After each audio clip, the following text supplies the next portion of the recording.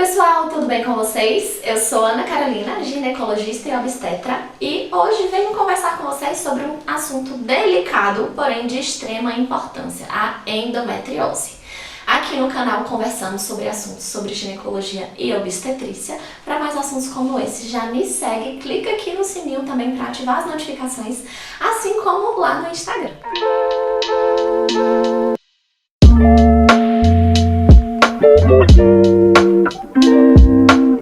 Então, provavelmente você já ouviu falar sobre endometriose, já que é uma doença que acomete cerca de 176 milhões de mulheres ao redor do mundo. E olha que a gente sabe que talvez esse número ainda seja subestimado, já que a endometriose é uma doença que pode ter o seu diagnóstico adiado, atrasado ou até mesmo não ser realizado por uma questão cultural, que é de entender e aceitar que as cólicas são normais, que todo mundo tem cólica. Mas a gente vai conversar um pouquinho mais sobre isso hoje.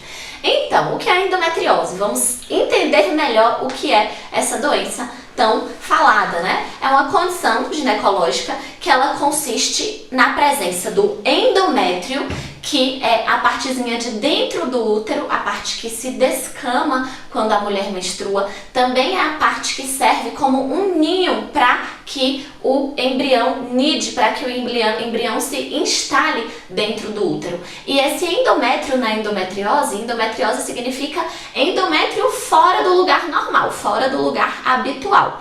Os locais mais comuns de ocorrência da endometriose, né, os lugares em que a gente mais encontra focos de endometriose, são principalmente atrás do útero, nos ovários, nas trompas, nas regiões ali da pelve adjacentes próximas ao útero, também como bexiga, intestino.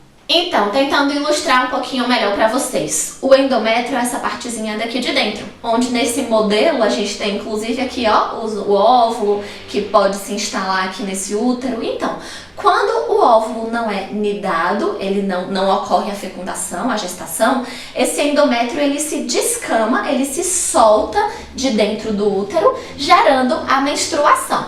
Já quando a gente tem esse endométrio externamente ao local, que é a cavidade endometrial, ao local onde ele deve habitualmente estar, esse endométrio ectópico, esse endométrio fora do lugar habitual, vai levar a uma reação inflamatória intensa, causando os sintomas da endometriose.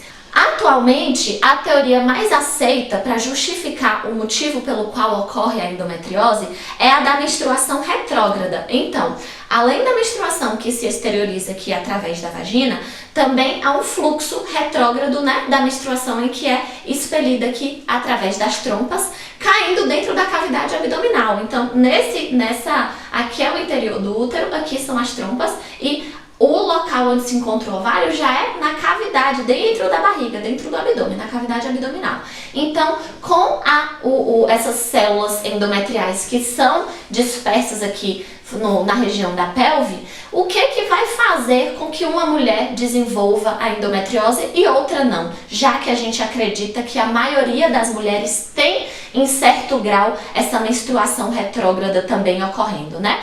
Serão aí fatores genéticos, fatores imunológicos. A gente ainda não tem isso muito bem esclarecido, muito bem determinado, esse entendimento de por que algumas mulheres vão ter endometriose e outras não, já que essa menstruação retrógrada, ela ocorre com a maioria das mulheres. Um dos grandes medos da mulher que é diagnosticada com endometriose certamente está relacionado ao tabu da infertilidade. Quando eu digo tabu, sim, a gente sabe que a endometriose está relacionada com a infertilidade.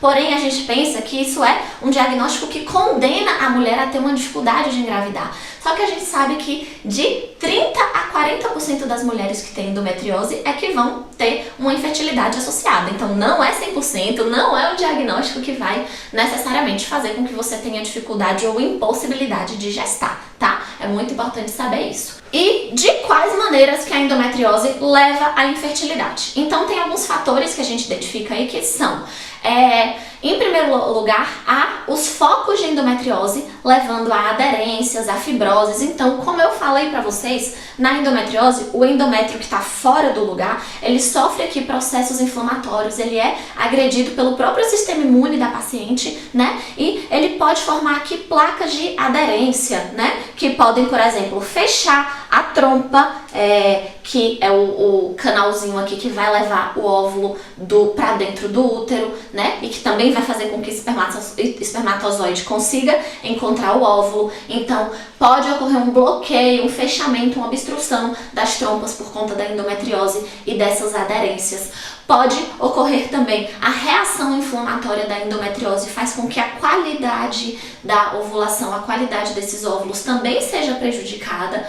E o endométrio, mesmo o endométrio tópico, o endométrio de dentro da cavidade uterina, que é feito para receber esse embrião aí, para ocorrer essa nidação, para gerar a gestação, ele também pode sofrer um prejuízo no seu desenvolvimento adequado, levando também a uma dificuldade de nidação. Todos esses mecanismos podem favorecer a infertilidade em quem tem endometriose. Então, falando um pouquinho sobre os sintomas da endometriose. O principal e mais clássico são as cólicas menstruais. Cólicas menstruais intensas, incapacitantes, que atrapalham, que levam a prejuízos na qualidade de vida dessa mulher, tá? Esse é o principal sintoma. Além disso, a gente também tem aí alguns sinais que podem indicar endometriose, que são a dor na penetração, principalmente o que a gente chama de dispareunia de profundidade, que é a dor no fundo da penetração, no fundo da vagina quando ocorre a penetração, certo?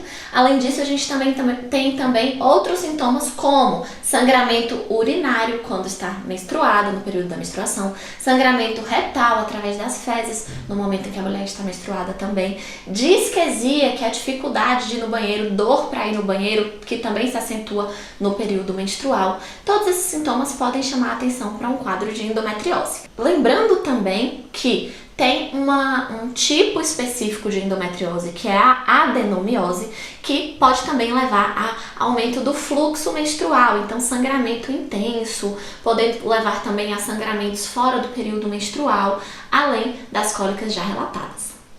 Certamente os sintomas são as questões que mais chamam a atenção para o diagnóstico de endometriose. Então, inicialmente vai ser uma suspeita clínica através dos sintomas da paciente. Porém, para o diagnóstico adequado, são necessárias realizações de exames, nos quais se destacam principalmente a ultrassom com preparo intestinal para a pesquisa de endometriose profunda e a ressonância magnética. É importante lembrar que a ultrassom transvaginal simples, ela pode sim indicar alguns sinais de endometriose, mas não é um método de escolha, não é um método mais adequado para o diagnóstico. Então é comum que mulheres que sofreram com cólicas intensas durante toda a vida cheguem relatando: não, eu nunca imaginei que tivesse endometriose, meu médico nunca conversou sobre isso comigo e eu sempre fiz transvaginais, sempre fiz exames e sempre foram normais. Então, isso não exclui a possibilidade de endometriose, tá, gente? O exame mais indicado para o diagnóstico é a ressonância ou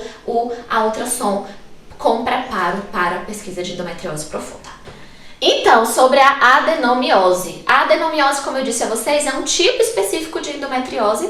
E a adenomiose consiste em endométrio fora do lugar habitual, como eu falei pra vocês, né, que é aqui na cavidade endometrial, mas em que lugar? Necessariamente incrustada aqui, infiltrada na musculatura do útero. Então é o foco da endometriose que, ao invés de estar dentro, recobrindo a cavidade endometrial por dentro, ele está infiltrado aqui no músculo. Isso tem alguns sinais específicos, tanto na ultrassonografia, nos exames, quanto tem também alguns sintomas específicos, como o sangramento aumentado, o sangramento mais intenso durante a menstruação.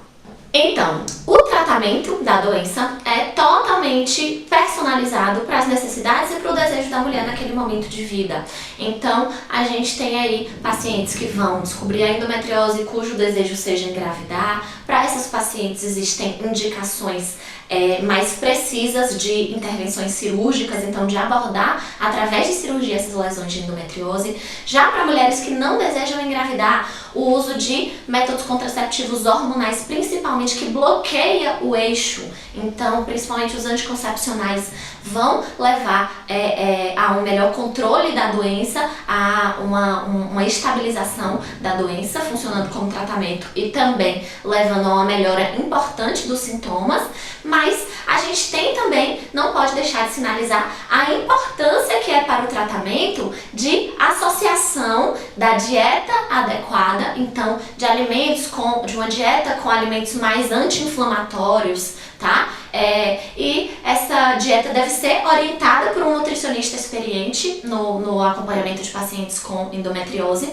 O mesmo ocorre com a atividade física, que é um estímulo anti-inflamatório também para o nosso corpo e que ajuda bastante no controle dos sintomas da doença. Mas para aquelas pacientes que não têm um bom controle com as medidas clínicas, que são essas que eu já falei, a gente pode acabar precisando de uma realização de uma intervenção cirúrgica, de uma cirurgia. Lembrando que a cirurgia para endometriose, tirando esses casos especiais que eu falei de pacientes que querem engravidar, né, e que acabam tendo mais indicações de intervenção cirúrgica, mas aquelas que não querem engravidar e não obtêm um bom controle clínico com medicação, dieta e atividade física, podem precisar da cirurgia. Mas a cirurgia nunca vai ser a primeira opção direto de tratamento para essas mulheres, pois pode ser uma cirurgia muito invasiva, uma cirurgia como a gente até chama, às vezes, uma cirurgia mutiladora, em que a mulher sai de lá pensando em retirar apenas, vou tirar um foco, quando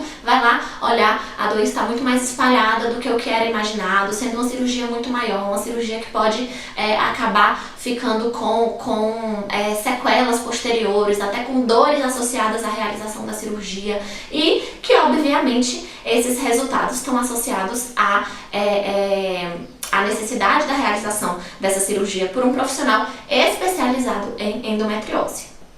A endometriose é uma doença que leva à dor crônica e, dessa forma, deve ser abordada como qualquer outra doença que leve a essa situação, que é com acompanhamento terapêutico, pois não é fácil você dormir, acordar com dor. Então, a gente sabe que as pacientes com endometriose têm uma chance maior de terem quadros de depressão e ansiedade. Portanto, é importante que a gente recomende aí às pacientes de endometriose que sejam acompanhadas por psicólogos também. Então, expandindo um pouco mais esse entendimento do ponto de vista psicológico da paciente com endometriose, a gente tem que lembrar que muitas vezes essas mulheres chegam com um quadro de dor aí já se estendendo ao longo da vida, muitas vezes sem esse diagnóstico, outras vezes preocupadas com a questão de se vão ou não conseguir engravidar. Então, desmistificar essa questão da infertilidade que muitas vezes aflige essas mulheres, dizer que elas podem sim tentar engravidar naturalmente, que não necessariamente elas vão ter essa dificuldade, que elas devem fazer essa tentativa, que existe tratamento para a doença que melhora bastante os resultados em infertilidade, além de realizar o diagnóstico propriamente dito e aplicar um tratamento adequado, melhora muito a qualidade de vida dessas pacientes. Então, o nosso papel como profissionais de saúde, aliados no cuidado dessa doença, é muito importante para a melhora da qualidade de vida dessas pacientes, que é algo que é bastante comprometido pela endometriose. Ninguém pode dizer que lidar com endometriose é fácil. Porém, é muito mais tranquilo quando você é acolhido e cuidado por uma equipe multiprofissional e quando você teve o diagnóstico o mais cedo possível. Então, procure sua ginecologista, fale sobre qualquer sintoma que porventura você tenha, certo? E cuidar da sua saúde, do seu bem-estar e dos seus sonhos é o que mais importa. Espero que esse tema de hoje tenha te aberto portas, tenha te esclarecido aí algo. E se ainda restou alguma dúvida, sempre estou disponível aqui nos comentários para poder tirar as dúvidas de vocês. Se inscreve aqui no canal para não perder mais nenhum vídeo sobre assuntos como esses. E me segue também lá no Instagram. Espero vocês até o próximo vídeo.